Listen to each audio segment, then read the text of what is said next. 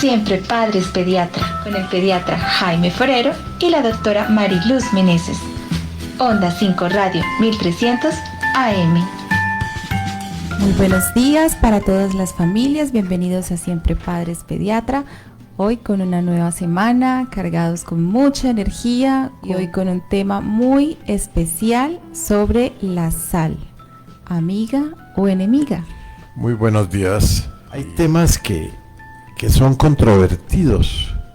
Aquí yo siempre recuerdo que la idea de compartir todas estas pautas de salud no es imponiendo ni sugiriendo otras. La sal siempre ha sido parte del ser humano, de todas las civilizaciones, pero de repente dejó de ser esa sal buena, deliciosa, que nos acompaña, que es importante, a ser la mala del paseo.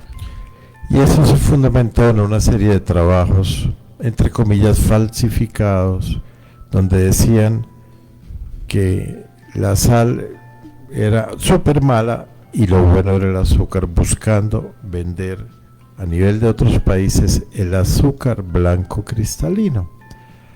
Hasta que en este siglo se demuestra que el azúcar blanco cristalino es el culpable de muchísimos males, empezando por el cáncer. Y la sal no es, entre comillas, tan mala. Entonces, cuando viene qué cantidad de sal debe consumir una persona máximo al día, entonces se dice 5 gramos. Eso es como un poquito, una cucharadita, pero si consumimos menos, muchísimo mejor. Porque hemos recordado aproximadamente que la sal es cloruro de sodio que está presente en otra serie de alimentos. Pero no comer sal es también malo, porque resulta que el cloruro de sodio es vital en muchísimas funciones del cuerpo humano. Entonces, como todo en salud, todo lo exagerado es muy malo. Entonces uno tiene que aprender a comerla mínima, tal vez apenas medio para saborizar, pero la tendencia actual es que uno tiene otras hierbas o especies saborizantes, el ajo, el tomate, el pimentón, que le dan igual sabor a la comida. Resulta que la sal es utilizada como saborizante desde casi 2600 años antes de Cristo. Y hay curiosidades. Por ejemplo, si los primeros que usaron sal fueron los egipcios.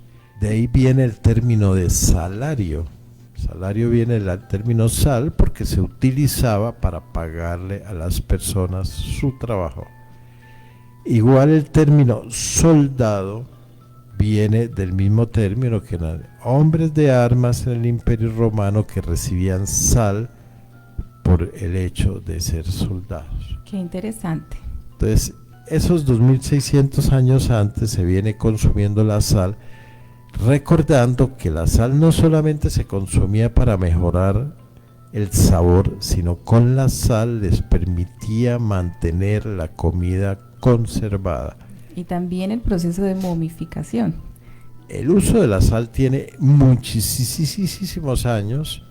Sal marina, sal terrestre, extraída de cuevas. Habían rutas de sal que todavía existen en países de Europa, de donde se sigue movilizando la sal en grandes cantidades, porque fuera de ser un elemento primordial para sazonar, por ejemplo, en invierno, en los países donde neva mucho, la sal sirve para quitar la nieve de las carreteras, claro, porque disuelve el hielo, digámoslo así.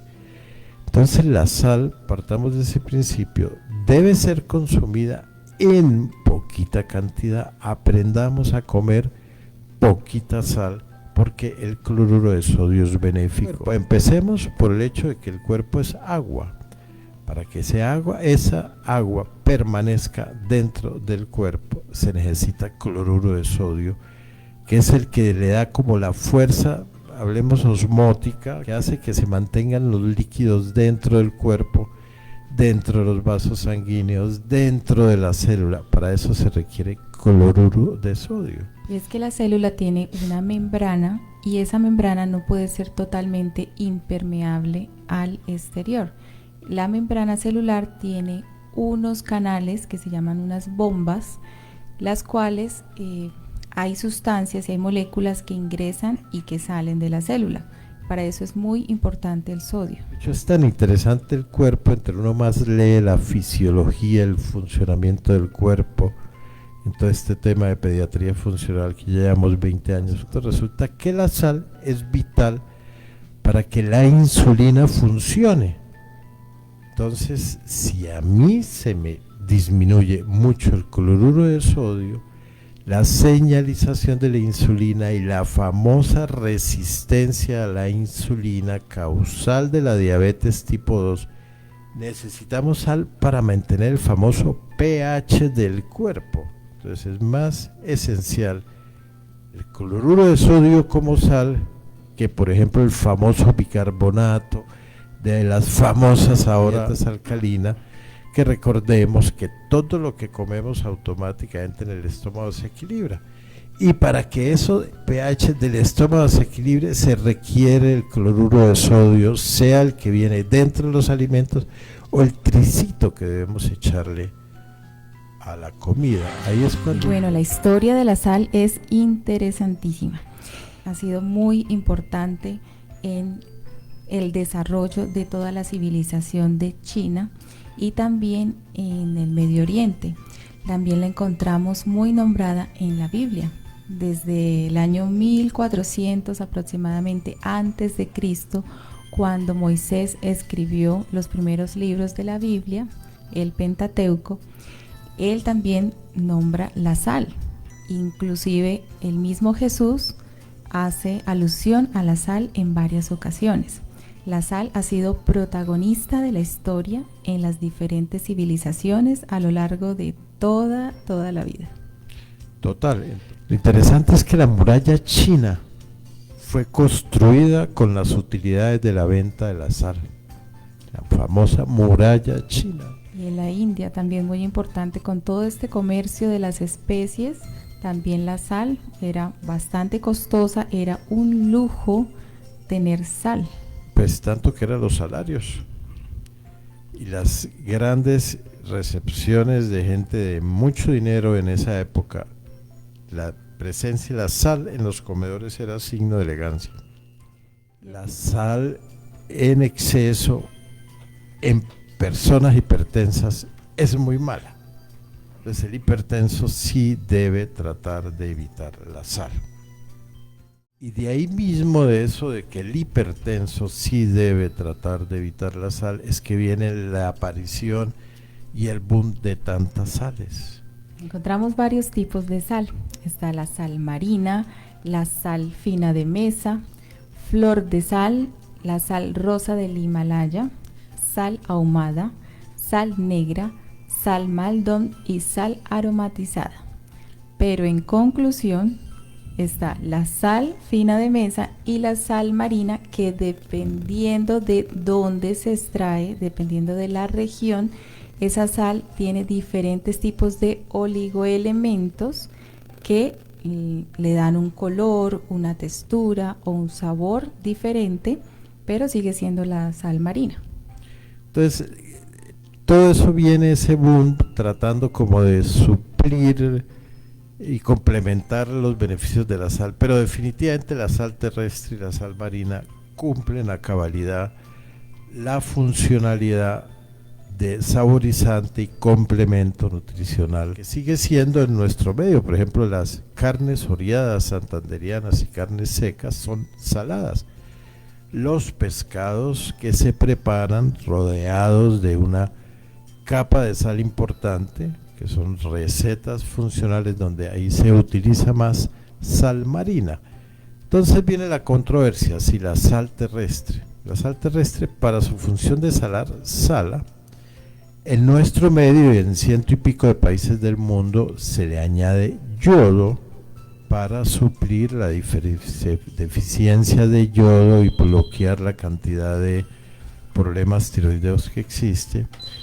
Y la sal marina tiene un poquito más de cloruro de sodio, pero tiene otras sustancias y tiene el yodo proveniente de las algas, no en la cantidad y equilibrio que puede tener la sal terrestre. También tiene calcio, magnesio, manganeso, inclusive la sal del Himalaya es rosada porque tiene hierro. Exacto. Pero si nosotros necesitamos tener en nuestra casa sal, pues digamos sal marina y sal terrestre. La Organización Mundial de la Salud dice 5 gramos día, que es una cucharadita de sal, incluyendo los alimentos que tienen sal, pero yo me atrevo a pensar que con 3 gramos, sin hipertensión, sin diabetes, sin síndrome metabólico, que es en las personas donde es peligrosa la sal en exceso, deben consumir. Si el riñón no detecta sal, empieza a producir una serie de sustancias para aumentar el ingreso de líquidos al cuerpo. En todo el manejo de la coagulación de la sangre, la sal es esencial. En la señalización de la insulina, o sea, en todo lo que es metabolismo de glucosa desde el hígado, páncreas, es esencial el cloruro de sodio. En el equilibrio ácido-base del cuerpo, el manejo del pH famoso. Y es que tiene mucho que ver la sensibilidad de cada persona a eso de realmente aumentar la presión arterial, y también tiene que ver con el funcionamiento del riñón y esa sensibilidad que tenga el riñón para poder hacer todo este proceso respecto a la sal. Seguimos. Mis tristezas y alegría, te doy gracias por la vida. Qué linda canción, dice que debemos estar agradecidos, pero el ser humano actúa lo contrario. Estamos destruyendo nuestro planeta, estamos destruyendo las fuentes de agua, inclusive el mar muerto lo estamos desapareciendo. Hay una alerta mundial porque este cuerpo de agua salina, que es lo más salino que hay, por eso se dice que es mar muerto, porque no pueden existir peces ni nada de vida. Muy importante porque se extraen no solamente sal para consumo y sal para la agricultura, sino una serie de oligoelementos muy, pero muy importantes. El mar muerto está muriendo aún más porque se están secando los ríos que suplen el agua. Total. Entonces, ahora como nos hemos vuelto industriales, entonces es mejor sacarle la sal al agua con aparatos especiales para consumir agua dulce cuando podemos proteger el agua dulce que se está acabando en el mundo. Quieren destruir el páramo de Santurbán y dejar a media Colombia sin agua. Y el arsénico, entre las cosas que hace, es secar el cuerpo. Se bloquea el sistema inmune, vienen todas las malformaciones congénitas, no podemos transportar el yodo al cuerpo, entonces viene el cáncer de tiroides, de piel, entonces una tragedia. No permitamos que esas fuentes de agua vitales para la vida humana se desaparezcan, y ahí es donde sin cloruro de sodio el cuerpo no puede tener, la piel, volvemos, envejece, no hay producción de colágeno, no hay vitamina C que se absorba para mantener la síntesis de colágeno, no hay arginina, que es la sustancia base que la vitamina C también ayuda para mantener la presión arterial y los vasos dilatados, y es toda una serie de tragedias relacionadas con el consumo de cloruro de sodio o sal.